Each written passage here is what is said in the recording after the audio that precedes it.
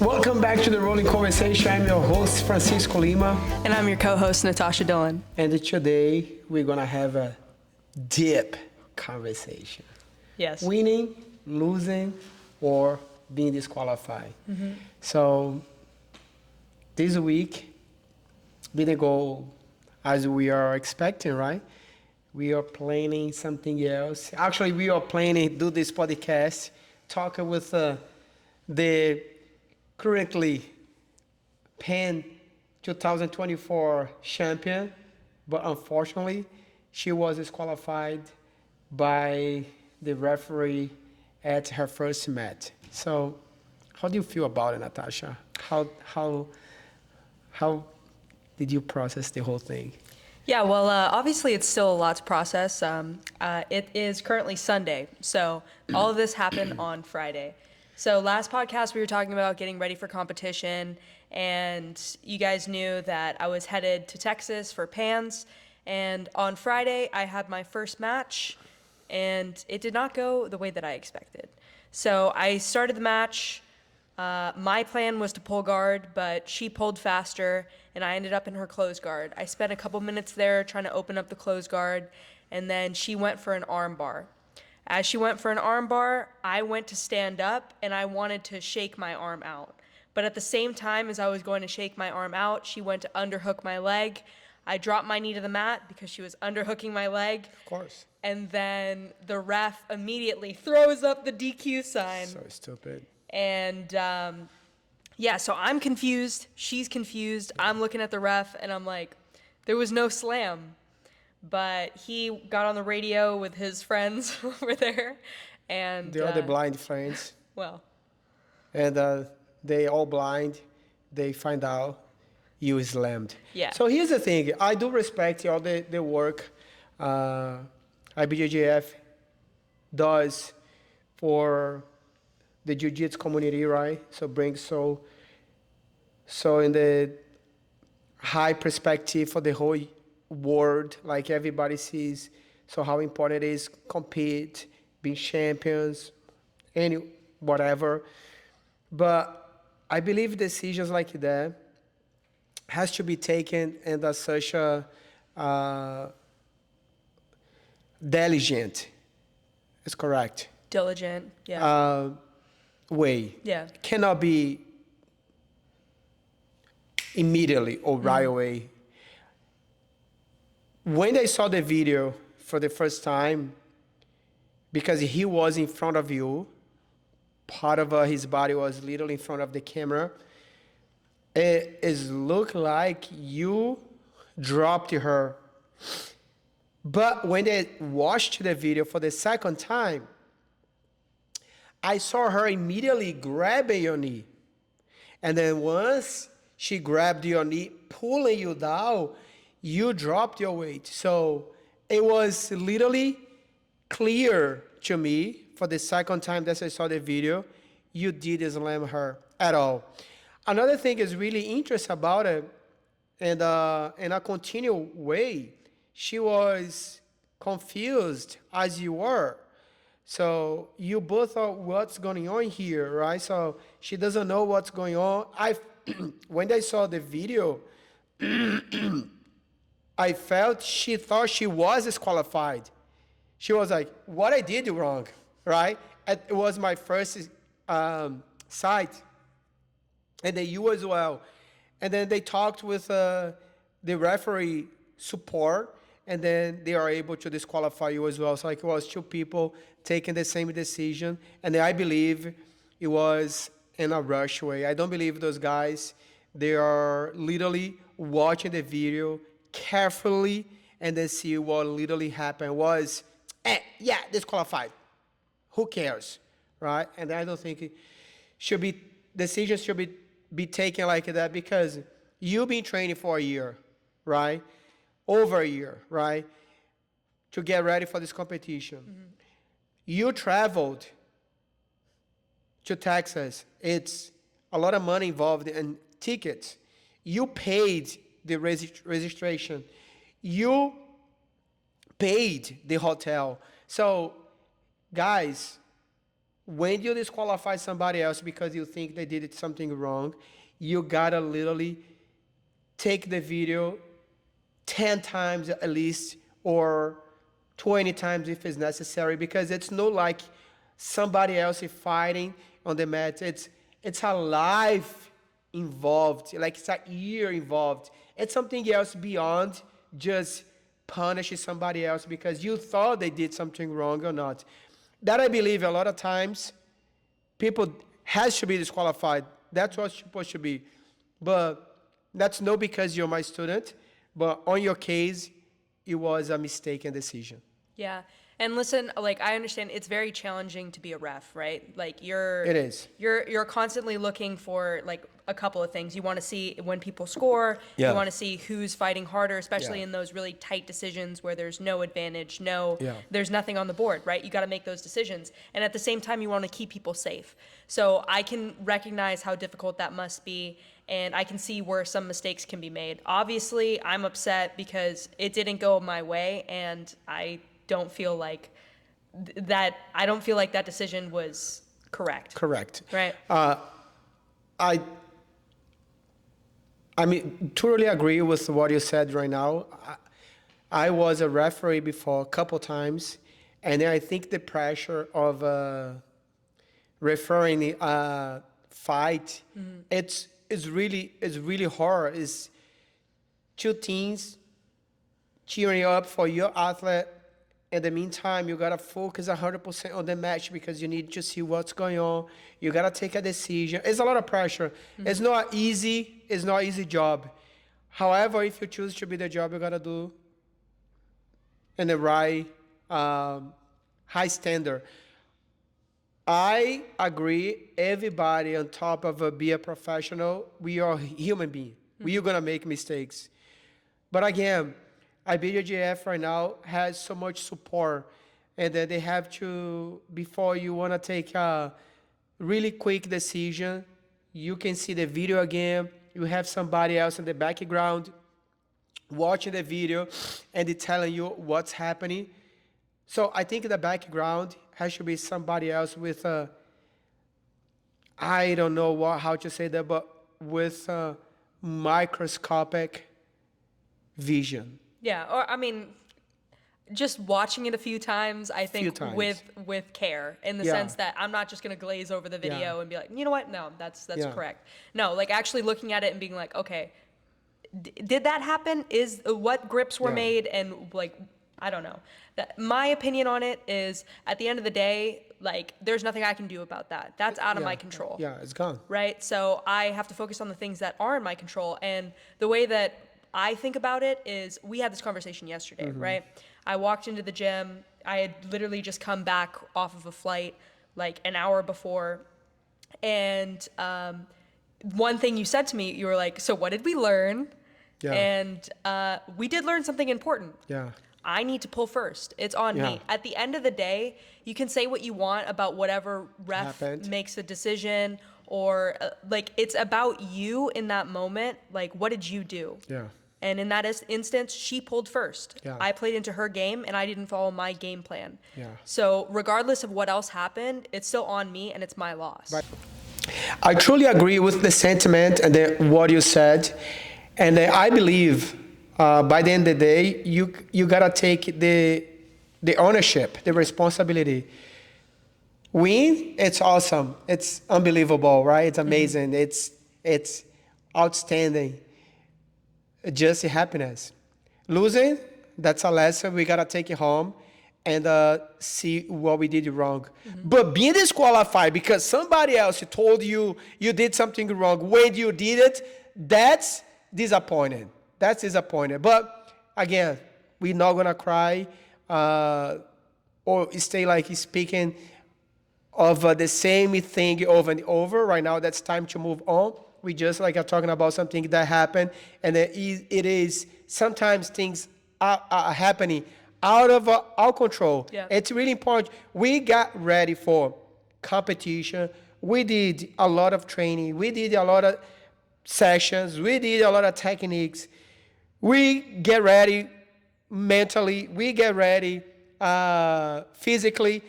We eating health. We did everything we were supposed to be, but we didn't win or we didn't lose. We are disqualified. It's always, we got to think some things can happen, right? So it is what it is. I still think you're the champion. You're the best. That's my vision of you. And just have another way to see. We're going to find out in December 7th, right?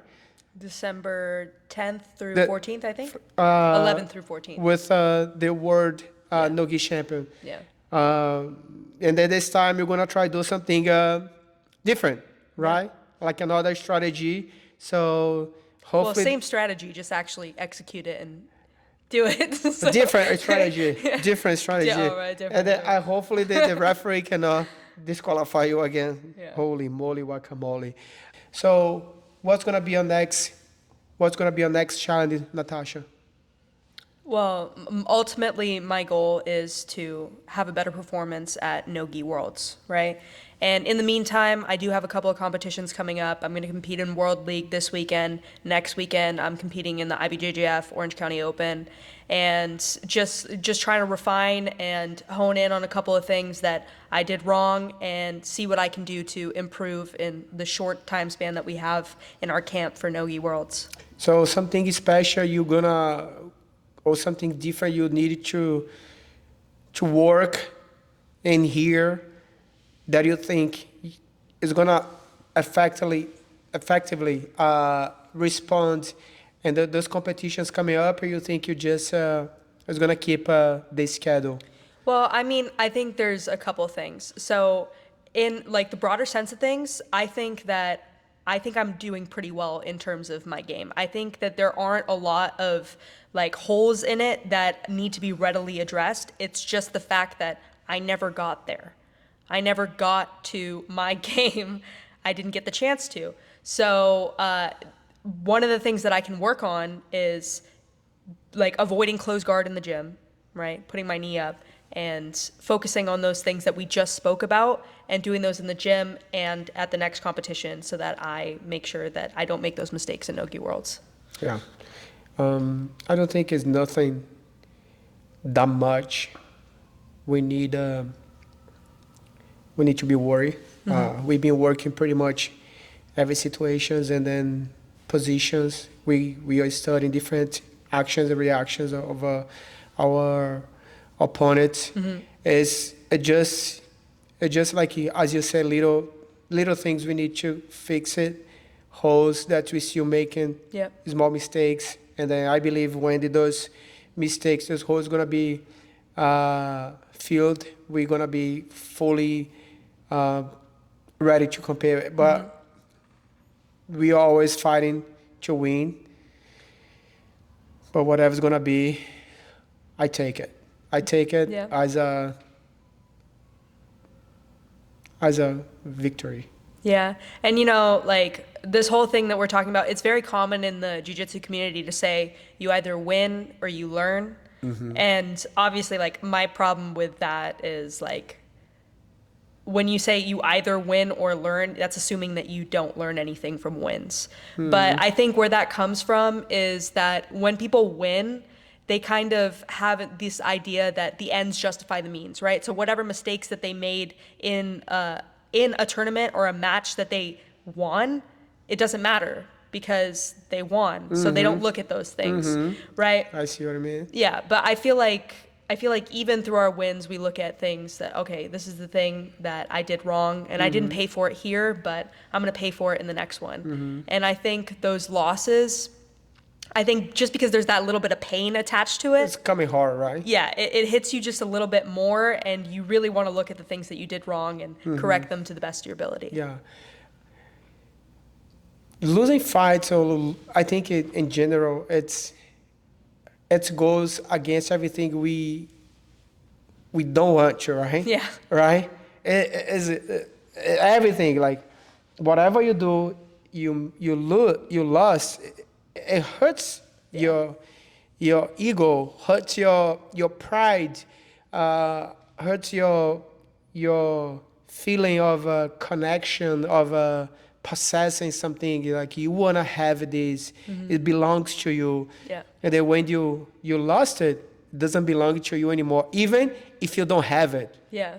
You weren't the champion, but you didn't have the taste of being the champion, right? So you missed this, you missed an opportunity to be the champion. That hurts a lot, because actually that's because the whole work we've been done. Absolutely. And I think that's really important to keep in mind, just because like you look at any successful person, either in your life or in the media, and you'll see that not a single one of them has made it to the top without losses along the way. It just doesn't happen, because how else do you grow and get better? How do you get to the top without stumbling a couple of times, right? It's going to happen. I saw this post on Instagram a couple of days ago, and I believe it was my favorite, Professor Adam. Professor Adam, I believe it's Wardziak. I'm not sure about his last name. But it's a post of like 2013, he lost. 2014, he lost. 2015, he lost, right? Like all like a succession year after year after year, making it so close to the podium, right? And losing out every single time. And then this last year, he's a world champion, right? That happens every time. Yeah. You gotta believe, you gotta keep working.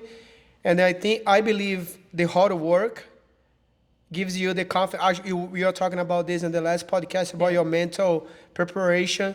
The hard work gives you the mindset that you need, because you know you work so hard. And then I don't see another way but succeed. I can use myself as a big example of success. When before I try open my jiu-jitsu school, by another gym, right? Like as a franchise, right? Franchise, yeah. And then I was connected with the customer service, if you want to put like that. The people was helping you to open your franchise. And I remember was talking with them and then send it to them like different, because that's the way it works to them.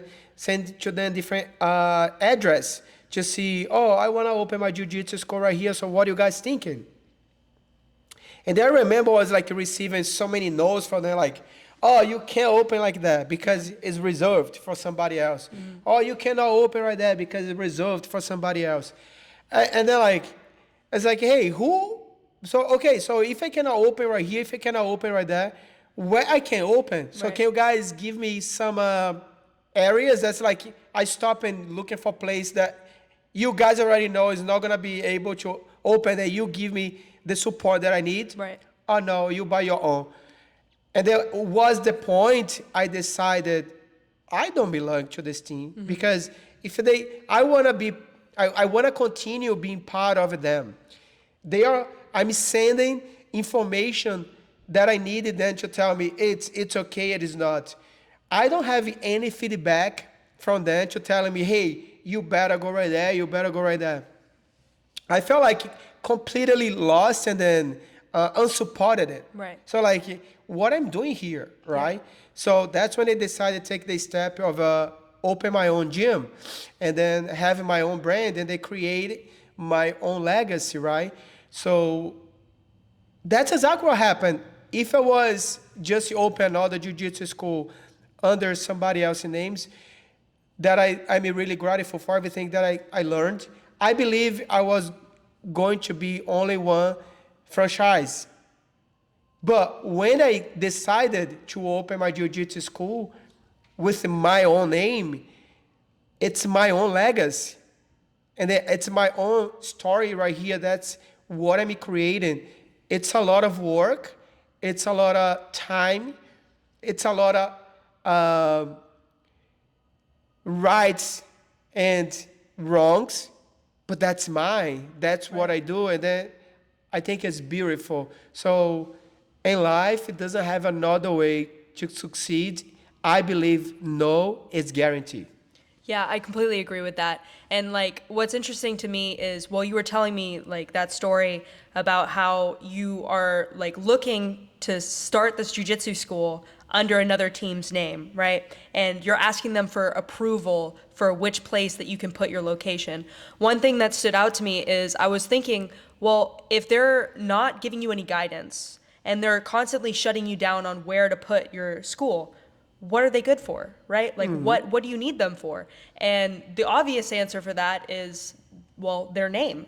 That's like what you are able to market out there. You're able to use their name to be like, okay, I'm under this school and this is why you should trust me and open your gym. And obviously it's harder to go under your own name and to not use such a big team to like advance your marketing. But at the end of the day, it's your story. Yeah. Now everything in here is yours. You have ownership over it. The way that you treat your students, the way that you treat your team in the future, and the things that you build here are solely your own. Yeah. You know what I mean? And I think that that's a beautiful story. I think that that's really powerful, and I think that makes this school so much more than just one little fish in a big pond. Yeah, thank you so much. I appreciate that, Natasha. And that's the legacy is gonna keep it running years and years, because that's my big dream, right? So, jiu-jitsu at the beginning of my life did so much for me. So,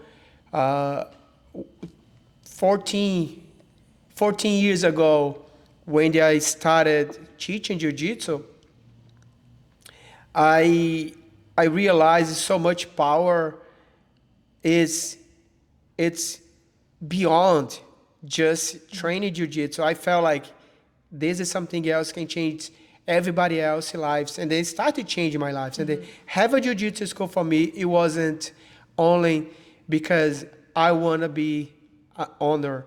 It was because my ultimate goal is help people to get better as I was helped with the jiu-jitsu. It's keep this powerful tool alive to help others as I was helped. So I can't just live life and then forget about jiu-jitsu when the jiu-jitsu gave so much to me. I need to give back. So that was my big goal to have a jiu-jitsu school, help so much people, because this place, it's like I believe every single jiu-jitsu school, when people go to train, is magical. You forget everything. You just focus on your techniques, just sharing good times with friends and teammates. You don't want to go home. Yeah, and I think it's amazing because we've been open for 3 years now. Yeah, we've been open for 3 years, and you've already managed to accomplish that goal. Yeah. You know what I mean? Like, when I started here, I didn't know what I wanted to do in life at all. I mean, obviously, like, I'm in law school, so that's like, that's something that I'm going towards, right? Yeah. But I didn't have a passion. I wasn't looking forward to anything. And then jiu-jitsu completely changed my life. Yeah. It gave me something, to look forward to every single day. Yeah. And I'm so incredibly grateful for it. And I'm just so excited to see like other people's lives change in here as I'm, able to continue coming and watch other people grow. You're already doing, because you can see the morning classes that you're teaching, how people are so happy with your classes. Yeah. I came here to teach the class, you didn't travel to Texas. And then everybody was speaking just like amazing things about you, and then missing you already. And I think that's another thing I love about what I'm doing, and that I have this in my mind. I want to create more leaders, more people that's going to be able to not only teach one class, right, but understand this relationship about you and about others, that you need to be a nice leader, a good leader. You're going to bring good energy, good perspective, positive things to people's lives, and then show them how much potential everybody has, and then how much they can accomplish in life. And then is exactly about this podcast, right? Winning, lose, being disqualified, right? We are winning, right? We are winning every day. Losing, it's a lesson that we're going to take. But disqualify, We don't want that shit. Never again. Well, let's focus on the next one, and then hopefully everything's gonna be on our control. Don't give any control for somebody else. Decided our lives, right, Natasha? That's the goal. Do you want to speak something else about it? Anything you wanna? It's just, you gotta let this one roll off my back and move on to the next one and just keep training hard. And hopefully Nogi Worlds goes better. I think we will. Yeah. We are doing good. We're gonna keep working hard, training, teaching, eating, working out, and then, as I said, like we always talking about this. Your mental state, it's something else. It comes from what you're doing, right? Right. We are doing the right thing. Doesn't have another way to don't be like mentally strong, and it's like, yeah, I will get there because I'm doing the work. Yep. I hope you guys enjoyed the podcast. Thank you so much, Natasha. And then I'm looking forward to see you guys at the next one. Yeah, thank you guys so much.